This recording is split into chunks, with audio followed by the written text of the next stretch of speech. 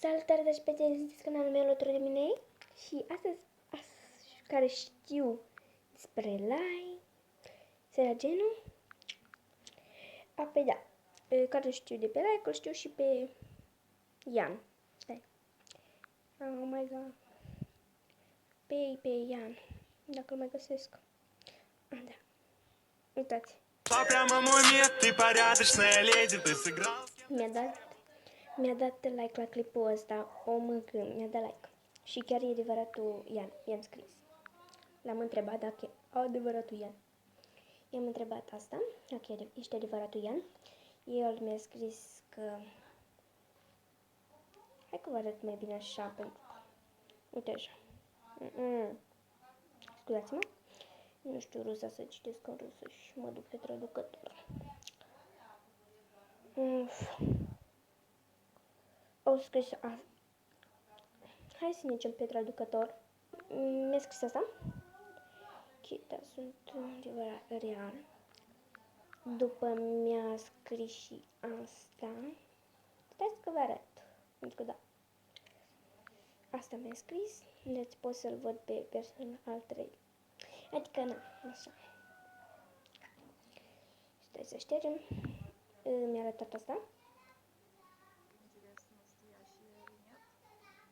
Stați puțin, așa. Bine. Ну, раз тебе интересно, настоящий или нет. Я настоящий. Și nu știu dacă seamănă, dar mi se pare că da, seamănă.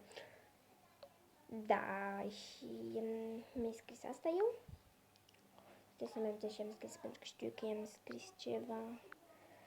I-am scris că sunt mirată că mi-ai dat like și i-am mai scris și în fine.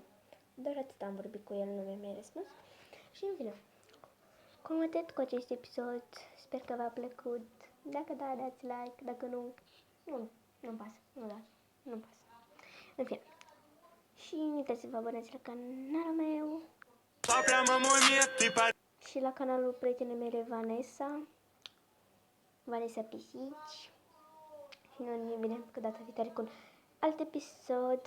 Da, am uitat să vă arăt și că el tot mă urmărește. De-abia am văzut și nu înțeleg unde. Mă urmăresc și cei mai mari vloggeri.